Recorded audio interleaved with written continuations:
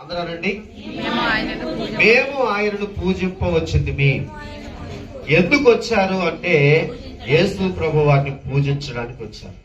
ఎక్కడి నుంచి వచ్చారు అంటే వాళ్ళే చెప్తారు, తూర్పు దేశము నుంచి మేము వచ్చాము అని.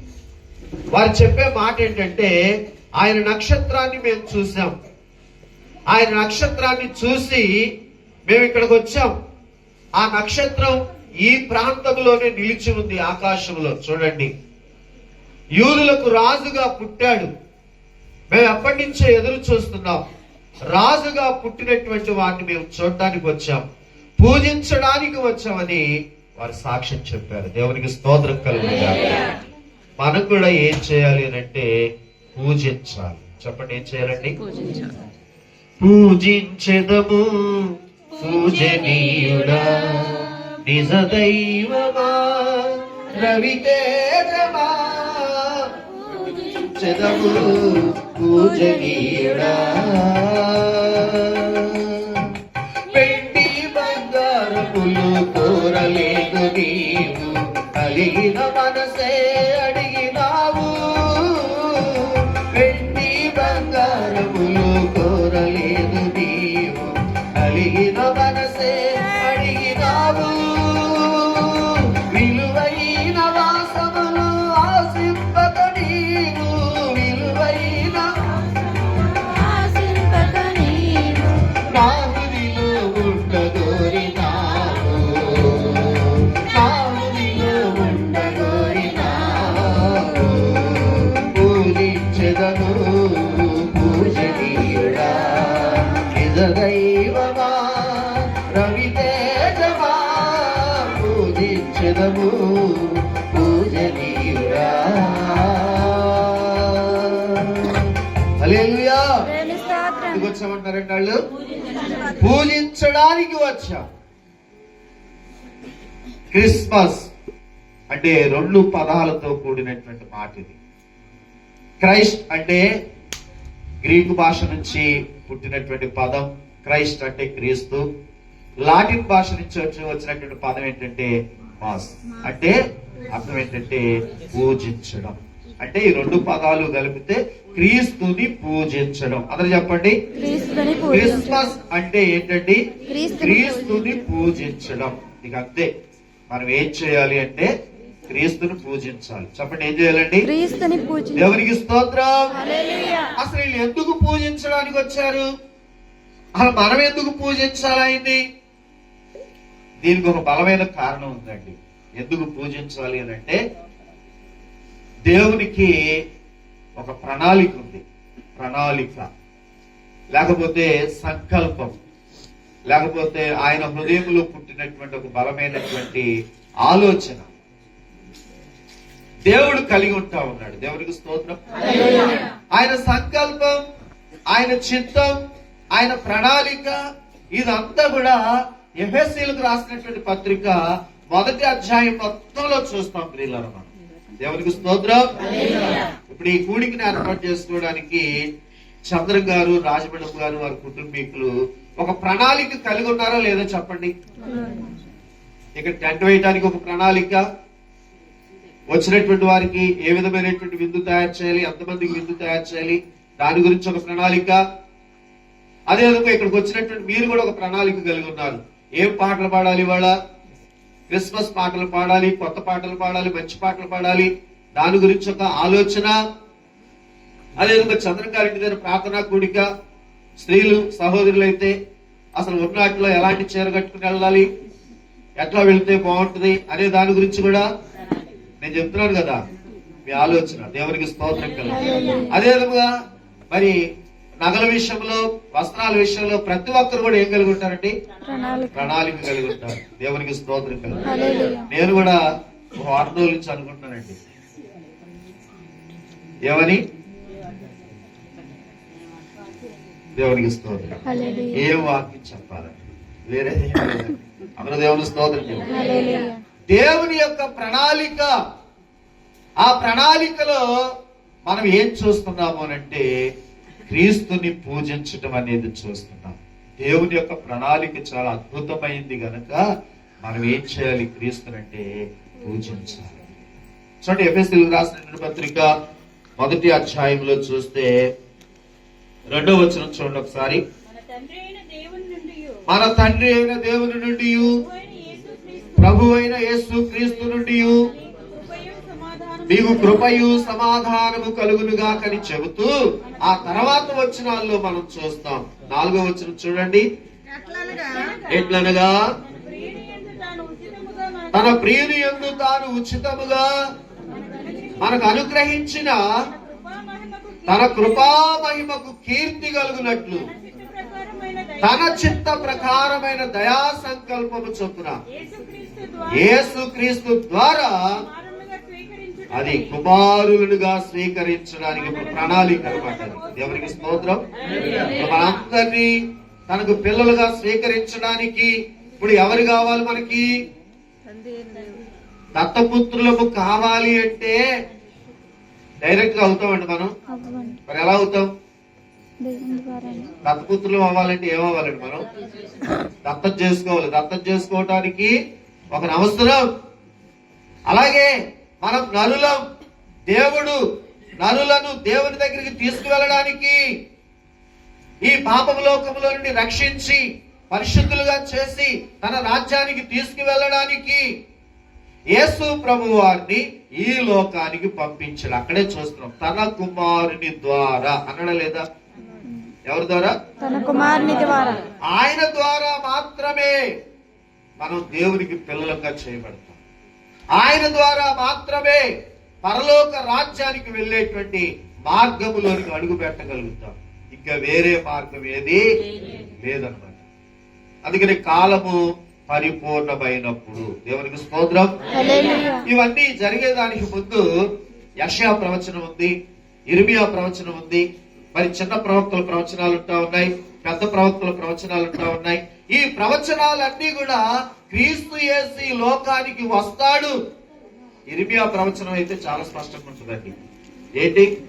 కన్యక గర్భవతవును, కన్యకలో నుంచి దేవుడు వచ్చును అని. దేవునికి స్తోత్రం. యెషయా ప్రవక్త ద్వారా చూస్తాం, ఏలయనగా మనకు శిశువు పుట్టెను, రాజ్యభారము ఆయన మీద. ఇవన్నీ ఏంటి? ప్రవచనాలు. ఈ ప్రవచనాలన్నీ కూడా దేవుడు ముందుగా తన ప్రవక్తల ద్వారా ప్రవచింపజేశాడు. ఆ కాలం పరిపూర్ణమైనప్పుడు బెత్లెహేములో, బెత్లెహేములో కన్యక గర్భవతి మరి కుమారుని కన్నది.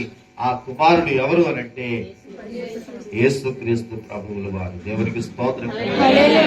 అంటే ఈ క్రిస్మస్ లో మనం ఏం చూస్తున్నామంటే దేవుని యొక్క ప్రణాళికను మనము. ఇది ఇప్పుడు ప్రణాళిక కాదండి, చెప్పండి. ఇది 2005 సంవత్సరాల క్రితం ఉన్న ప్రణాళిక కాదు. అందరూ అనుకున్నట్టుగా ఇది విదేశంలో పుట్టినటువంటి ప్రణాళిక అంతకంటే కాదు. ఇది ఎప్పటి ప్రణాళిక అంటే ఆ ఎఫెసీయులకు రాసిన పత్రిక 1వ అధ్యాయంలో చూస్తాం. ఏంటంటే జగత్తు పునాది వేయబడక మునుపే. చెప్పండి, ఎప్పుడండి? అంటే ఏంటి? ఈ భూమికి పునాదులు వేయబడక మునుపు, ఆకాశములు కలగజేయక మునుపు, మరి ఇంకా ఈ సృష్టి అంతా కూడా చేయబడక మునుపే ఆయన క్రీస్తులో మన కోసం ఆయనకు మనల్ని ఏం చేస్తే ఏర్పరుచుకున్నాడు. ఇది ఎక్కడ ప్రణాళిక? ఏంటంటే చెప్పరండి. అంటే భూమి పుట్టక మునిపే, ఈ సృష్టి అంతా పుట్టక మునిపే ఉన్నాం మనం. మనందరినీ రక్షించడానికి, ఆయన పిల్లలుగా స్వీకరించడానికి ప్రభు అయిన యేసుక్రీస్తు వారు ఈ లోకానికి వచ్చి ఉన్నాడు. అంటే క్రిస్మస్ లో మనం ఏం చూస్తున్నామంటే దేవుని యొక్క ప్రణాళిక. దేవునికి స్తోత్రం. రెండవదిగా తీతు రాసినటువంటి పత్రిక. ఎవరు త్వరగా తీస్తారు? చిన్న పుస్తకం. తీతు గారు రాసినటువంటి పత్రిక 2వ అధ్యాయం 11వ వచనం. ఏలయనగా సమస్త మనుషులకు రక్షణకరమైన దేవుని కృప ప్రత్యక్షమై. ఏం ప్రత్యక్షమైందంట? రక్షణకరమైనటువంటి దేవుని కృప ప్రత్యక్షమై మనము భక్తిహీనతను. అది ఇక్కడ మనం చూస్తే యేసు ప్రభువుల వారు మరి దేవుని యొక్క మహాకృపను బట్టి ఈ లోకానికి వచ్చారండి. దేవునికి స్తోత్రం. హల్లెలూయా. ఇది ఏ కృప అని చెప్తున్నాడంటే రక్షణకరమైనటువంటి కృప. అందరూ చెప్పండి, ఏ కృప అండి? రక్షణకరమైనటువంటి కృప. నిజంగా దేవుని యొక్క మహాకృప మన మీద చూపించాడు. ఎందుకంటే మనల్ని రక్షించడానికి. దేవుని స్తోత్రం. హల్లెలూయా. నోవాహుతో అంటాడు, నోవాహు నీవు దేవుని కృపను పొందినావు. మరి మరియతో అంటాడు, నీవు దేవుని కృపను పొందితివి. ఈ రోజున ఆయన కృప, ఈ క్రిస్మస్ లో మనం ఏం చూస్తున్నామంటే ఆయన కృపను మనం చూస్తున్నాం. ఏ కృప అంటే రక్షణకరమైనటువంటి కృప. నమ్మి బాప్తిస్మం పొందిన వాడు రక్షించబడును, నమ్మని వానికి శిక్ష విధింపబడును. ఈ రోజు మనందరూ కూడా మరి నమ్మి రక్షణ పొందడానికి మరి ఆయన తీసుకొచ్చినటువంటి ప్రణాళిక ఇంకా లేకపోతే వచ్చిందండి. ఇది ఏ నాయకుడి వల్ల వచ్చిందా, లేకపోతే ఎవరి పితృల వల్ల వచ్చిందా? కాదు. ఈ రక్షణ అనేది ఎవరి వల్ల వచ్చిందంటే ఆయన కృప వల్లనే వచ్చింది. దేవునికి స్తోత్రం. కాబట్టి క్రిస్మస్ లో మనం ఏం చూస్తున్నామంటే దేవుని యొక్క కృపను చూస్తున్నాం. హల్లెలూయా. మూడో విషయం చూద్దాం. యోహాను గారు రాసిన సువార్త 3వ అధ్యాయం 16వ వచనం. యోహాను గారు రాసినటువంటి సువార్త 3వ అధ్యాయం 16వ వచనం. దేవుడి లోకమును ఎంతో ప్రేమించెను, కాగా ఆయన తన అద్వితీయ కుమారుని పుట్టిన వాని యందు విశ్వాసముంచు ప్రతివాడు నశింపక నిత్య జీవము పొందునట్లు ఆయనను మనకు అనుగ్రహించెను. దేవునికి స్తోత్రం. దేవుడు తన కుమారుడైనటువంటి యేసుక్రీస్తు ప్రభువుల వారిని మనకి అనుగ్రహించాడు. ఎందుకని? దేవుడి లోకమును ఎంతో ప్రేమించాడు గనక, ప్రేమించాడు, రక్షించాలి గనక ఆయన కుమారుడైనటువంటి యేసుక్రీస్తు ద్వారా రక్షించడానికి ఆయన ఈ లోకానికి తన కుమారుడిని ఏం చేసంటే పంపించాడు. అందరూ చెప్పండి, దేవుడి లోకమును ఎంతో ప్రేమించెను. అంటే ఈ క్రిస్మస్ లో ఏం చూస్తున్నాం? దేవుని ప్రేమ చూస్తున్నాం. క్రిస్మస్ లో దేవుని ప్రణాళిక చూసాం. క్రిస్మస్ లో దేవుని యొక్క కృపను చూస్తున్నాం. క్రిస్మస్ లో దేవుని యొక్క ప్రేమను కూడా మనము చూస్తున్నాం. మత్తయి గారి రాసిన సువార్త 9వ అధ్యాయం, మత్తయి గారి రాసిన సువార్త 9వ అధ్యాయం 36వ వచనం చూద్దామండి. ఆయన సమూహమును చూచి వారు కాపరి లేనటువంటి గొర్రెలని చెదరి ఉన్నందున వారి మీద కనికరపడి. దేవునికి స్తోత్రం.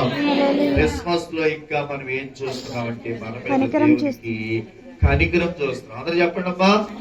అమ్మా పిల్లలు చెప్పండి, స్కిట్ చేసిన పిల్లలు చెప్పండి కనుక ఏం చూస్తున్నాం? కనికరం. యేసు ప్రభు వారికి మనందరి మీద ఏముందంటండి? కనికరం. ఎందుకని? కాపరి లేనటువంటి గొర్రెల వలె తప్పిపోయాం మనుషులం. ఎవరి త్రోవలకు వారు చెదిరిపోయాం. కాపరి లేడు. కాపరి లేనటువంటి గొర్రెలమని ఆయన మన మీద మహా కనికరాన్ని చూపించాడు. అందుకని క్రిస్మస్ లో మనం ఏం చూస్తున్నామంటే కనికరం చూస్తున్నాం. మొదటి విషయం చెప్పండి, ప్రణాళిక. రెండవది కృప. మూడవది ప్రేమ. నాలుగవది కనికరం. దేంట్లో చూస్తున్నాం? ఈ క్రిస్మస్ లో చూస్తున్నాం. మరి ఆయన ప్రణాళిక లేకపోతే ఈరోజు క్రిస్మస్ ఉందండి? చెప్పండి. ఆయన ప్రేమ లేకపోతే ఈరోజు క్రిస్మస్ ఉందా? ఆయన కనికరం లేకపోతే ఈరోజు క్రిస్మస్ ఉందా? ఆయన దయ లేకపోతే ఈరోజు క్రిస్మస్ లేదండి. దేవునికి స్తోత్రం. ప్రపంచ దేశాలన్నింటిలో కూడా క్రిస్మస్ పండుగ ఎంత వైభవంగా, ఎంత మరి ఎక్కువ ఖర్చుతో, చాలా ఘనంగా, అద్భుతంగా చేస్తూ ఉన్నారు అని అంటే దానికి కారణం ఏంటంటే దేవుడు కనికరాన్ని చూపించడానికి. కనికరాని కంటే ఖర్చు ఎక్కువ ఏం లేదండి. దేవుని స్తోత్రం. ప్రేమ కంటే కూడా ఇంకా విలువైందేది లేదు. ఆయన రక్షణకరమైనటువంటి కృప కంటే ఇంకా విలువైంది ఏదీ లేదు. అందుకని మనం ఎంతైనా సరే దేవుడిని మనం ఏం చేయాలంటే పూజించాలి. దేవునికి స్తోత్రం. ఇంకా చూస్తే చూడండి ప్రియులరా, మరి ఫిలిప్పీలకు రాసినటువంటి పత్రిక 2వ అధ్యాయం 5వ వచనం అండి. ఫిలిప్పీలకు రాసిన పత్రిక 2వ అధ్యాయం 5వ వచనం చదవమ్మా. ఆయన దేవుని స్వరూపము కలిగిన వాడై ఉండి దేవునితో సమానముగా ఉండుట విడిచిపెట్టకూడని భాగ్యమని ఎంచుకొనలేదు. మనుషుల కోరికగా పుట్టి దాసుని స్వరూపము ధరించుకొని తను తానే వ్యక్తునిగా చేసుకొనెను. మరియు ఆయన ఆకారమందు మనుషుడుగా కనబడి మరణం పొందినంతగా అనగా సిలువ మరణం పొందినంతగా విధేయత చూపిన వాడై తను తాను తగ్గించుకొనెను. Praise the lord. Hallelujah. Yesu ప్రభు వారు ఏం చేశారండి? తనకు తానే తగ్గించుకున్నాడు, తనకు తాను రిక్తునిగా చేసుకున్నాడు, విధేయత కలిగినటువంటి వాడుగా ఉన్నాడు. సిలువ మరణం పొందడానికి తను తాను పూర్తిగా అప్పగించుకున్నాడు. ఏ స్వరూపాన్ని దాల్చుకున్నాడంటే దాసుని స్వరూపాన్ని దాల్చుకున్నాడు. యేసు ప్రభు వారు ఎందుకు అంత దరిద్రుడిగా, దాసుడిగా, దీనుడిగా పుట్టాల్సి వచ్చిందంటే మనం ఎఫెసీయులకు రాసిన పత్రికలను చూస్తాం. ఎందుకంటే మనలను ధనవంతులుగా చేయడానికి. చప్పట్లు కూడా దేవుని స్తోత్రం. హల్లెలూయా.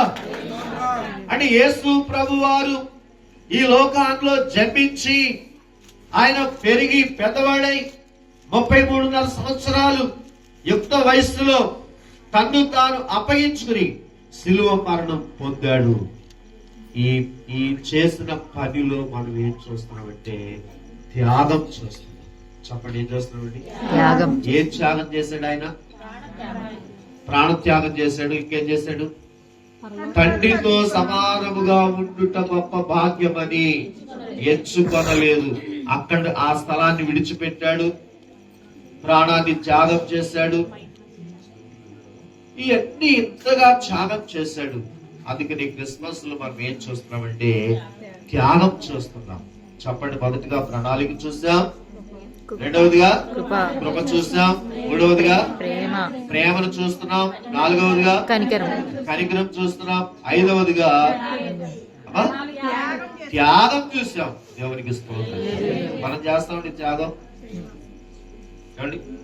చెప్పండి, మనం చేయగలుగుతాము త్యాగం? దేవుడు చేశాడు ఇక్కడ గొప్ప త్యాగం. దేవునికి స్తోత్రం. తర్వాత చూద్దాం తిమోతికి రాసిన మొదటి పత్రిక 2వ అధ్యాయం 5వ వచనం. ఎవరు ముందుగా చదువుతారు? దేవుడు ఒక్కడే, దేవునికి నరులకును మధ్యవర్తి అయి ఒక్కడే. ఆయన క్రీస్తు యేసు నరుడు. ఈయన అందరి కొరకు విమోచన క్రయధనముగా తను తానే సమర్పించుకొనెను. దీన్ని కూర్చున్న సాక్ష్యము. చూడండి, ఇక్కడ మనం చూస్తే విమోచన క్రయధనముగా. అందరానండి, విమోచన అంటే ఏంటండి? విడుదల. కొద్దిగా నా మాట మీకు అర్థం కాకపోయి ఉండొచ్చు, ఎందుకంటే రాత్రి చాలా జ్వరం అండి. మొదటిది చాలా జ్వరం, విపరీతమైనటువంటి జ్వరం. పొద్దునే నేను అన్నాను పాస్టర్ గారితో, పెళ్లినాడు మన ప్రమాణాలు గుర్తున్నాయి అని. దేవుని స్తోత్రం. ఏంటంటే అలాగంటారు, కష్టమందులు వ్యాధి ఎందులు మరి దేవుని స్తోత్రం కలుగుతుంది. హల్లెలూయా. ఉదయకాలం ప్రార్థన చేసినప్పుడు దేవుడు ఏం చేశాడంటే స్వస్థతనిచ్చాడు. ఆయన సన్నిధిలో ఈ రోజు నిలవబెట్టుకుని వాక్యం చెప్పించున్నాడు. దేవుని స్తోత్రం. మరలా ఈ సమయంలో కూడా దేవుడు మరి సంతోషకరమైనటువంటి ఈ శుభ సమయంలో చక్కగా ఆయన సన్నిధిలో సంతోషించేటువంటి గొప్ప కృప ఇచ్చాడు. దేవుని స్తోత్రం. వాయిస్ ఎట్లా ఉన్నా మనకు కావాల్సింది ఏంటండి? వాక్యం. చెప్పండి, ఇది కవిత్వం బాగుంది. దేవుని స్తోత్రం కలుగునుగా. హల్లెలూయా.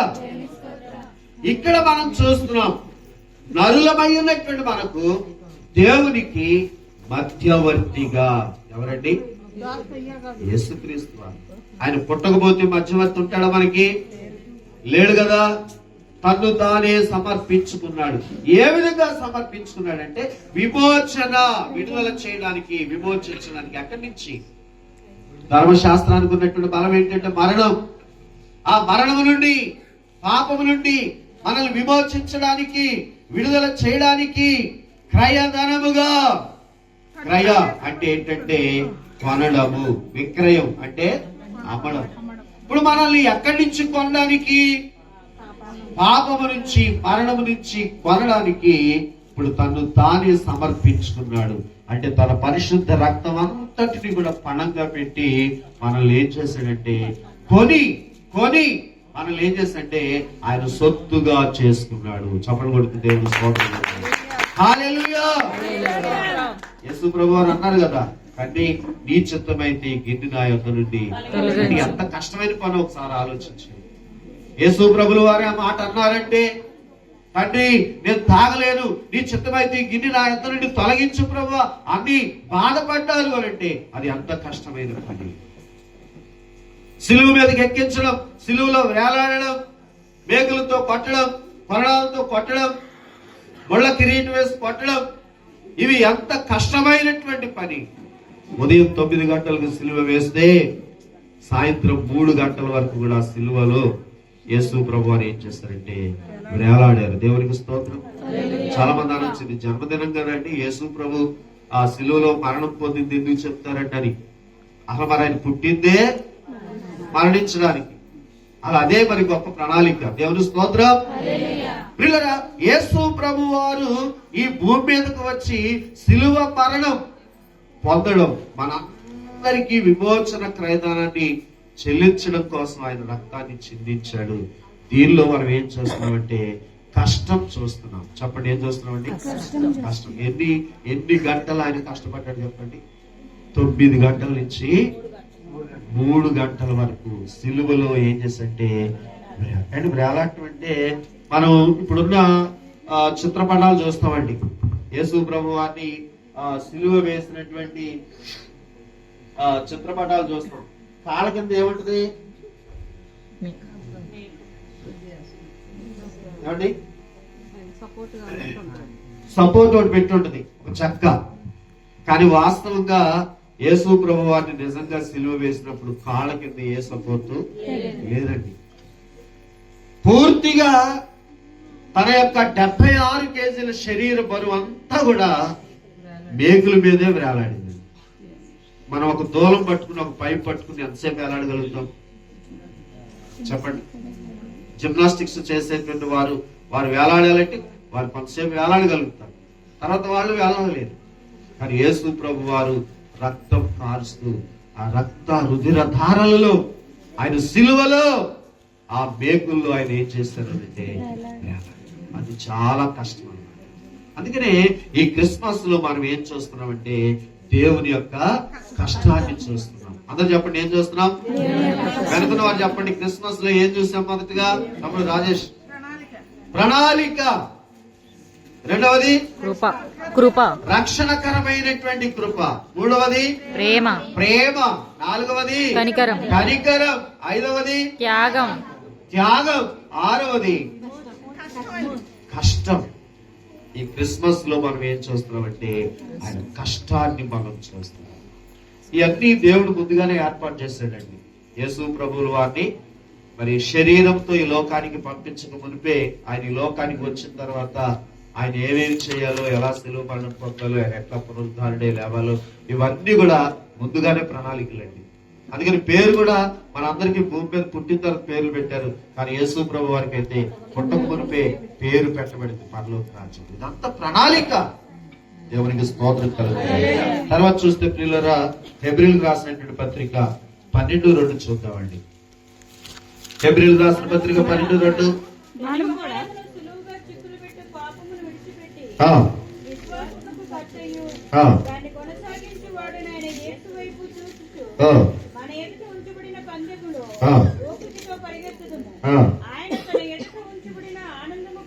అదిగో చూడండి, ఆయన మన ఎదుట ఉంచబడిన ఆనందము కొరకై అవమానమును నిర్లక్ష్య పెట్టి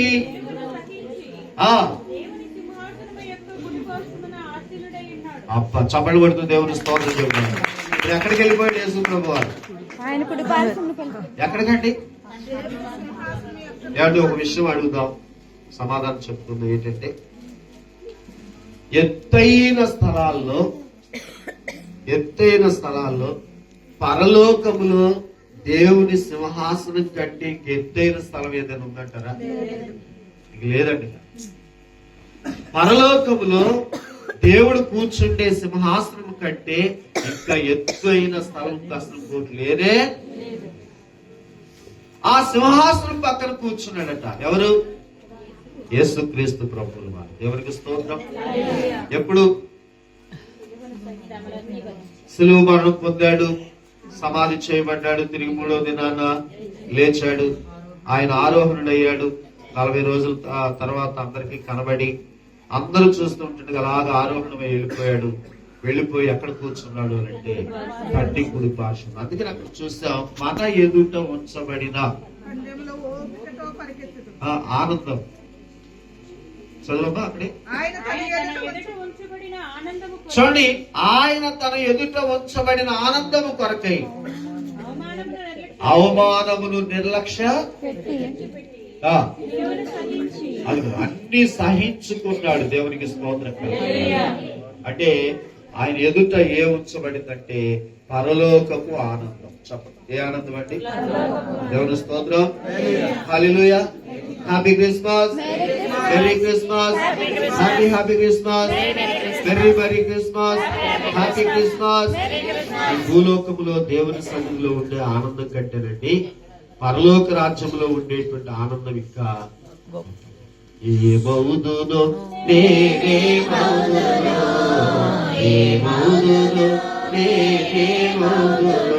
ఎవరు సమీపించలేని తేజస్సులో నివసించునా యేసయ్యా. దేవునికి స్తోత్రం. ఈ పాట ఎవరు రాస్తారండి? బ్రదర్ యేసన్న గారు రాస్తారు. చాలా అద్భుతమైనటువంటి పాట. ఎవరు సమీపింపలేనటువంటి తేజస్సు కలిగినటువంటి దేవుని రాజ్యం. ఆ రాజ్యం దాని యొక్క ప్రాకారములు 12 పునాదులతో వేయబడినటువంటి ప్రాకారం. ఆ 12 పునాదులు కూడా 12 రత్నాలతో వేయబడినటువంటి ప్రాకారం. దేవునికి స్తోత్రం. అలాంటి దివ్య సుందరమైనటువంటి పట్టణములో కెరూబులు శరాబులు దేవుడు స్తుతించుచూ ఉన్నటువంటి ఆ మహామహిమ కలిగినటువంటి ఆ పట్టణములో, ఆ తేజస్సు కలిగినటువంటి పట్టణములో దేవుడు సింహాసనం మీద ఆసీనుడై ఉన్నప్పుడు ఆ కుడి పార్శ్వమున ఎవరున్నారు అంటే యేసు ప్రభువులు వారు ఉన్నారు. దేవునికి స్తోత్రం. ఇది పరలోకపు ఆనందం.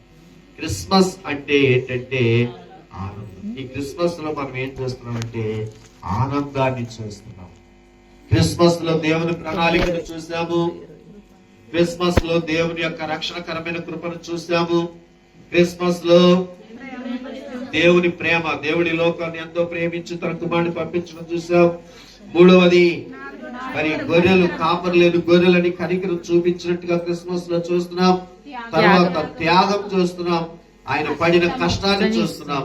తర్వాత ఏం చూస్తాం చివరికంటే దేవుని యొక్క ఆనందాన్ని మనం చూస్తున్నాం. దేంట్లో అంటే క్రిస్మస్ లో. దేవునికి స్తోత్రం. హల్లెలూయా. మనకు ఎవరి ద్వారా రక్షణ కలుగుతుంది? చంద్ర గారి ద్వారానా? మరి ఎవరి ద్వారా? యేసుక్రీస్తు ప్రభు ద్వారానే. దేవుని స్తోత్రం. మరి విమోచన, పరిశుద్ధత, సంతోషం, సమాధానం, వెలుగు, మహిమ, ఘనత, కీర్తి ఇవన్నీ ఎవరి ద్వారా? యేసుక్రీస్తు ద్వారానే. ఇక ఆయన ద్వారా తప్ప ఇంకెవరి వల్ల కూడా మనకి దొరకవు. నిత్య జీవం కూడా ఎవరి ద్వారానంటే యేసుక్రీస్తు ద్వారానే. దేవునికి స్తోత్రం. అంత గొప్ప దేవుడు, అంత మహిమ కలిగినటువంటి దేవుడు ఈ లోకానికి రావడం మనందరి కోసమే ప్రియులారా. అందుకనే క్రిస్మస్ అంటే మనం ఏం చేయాలి అంటే పూజించాలి. జ్ఞానులు ఎందుకు వచ్చారు అని అంటే వాళ్ళు చెప్పిన మాట చెప్పండి, మేము ఆయనను పూజింపవచ్చింది. ఎందుకు పూజించడానికి వచ్చారంటే ఆయన ప్రణాళిక ఉంది కాబట్టి, ఆయన కృప ఉంది కాబట్టి, ఆయన ప్రేమ ఉంది కాబట్టి, ఆయన త్యాగం ఉంది కాబట్టి, ఆయన కష్టం ఉంది కాబట్టి, ఆయన ఆనందం ఉంది కాబట్టి, కనికరం ఉంది కాబట్టి వాళ్ళు పూజించడానికి వచ్చారు. మనం కూడా ఏం చేయాలి క్రీస్తునంటే పూజించాలి. పూజించడం అంటే అర్థం ఏంటంటే ఆరాధించడం. చెప్పండమ్మా. పూజించడం అంటే ఏంటంటే మరి ఆరాధించడం ఎలా ఆరాధించాలి? ఆత్మతోను సత్యముతోను. మరి యథార్థంగా ఆయన మనం ఏం చేయాలంటే ఆరాధించాలి. దేవునికి స్తోత్రం. మీరు పెదవులతో నన్ను గణపరుస్తున్నారు కానీ చాలా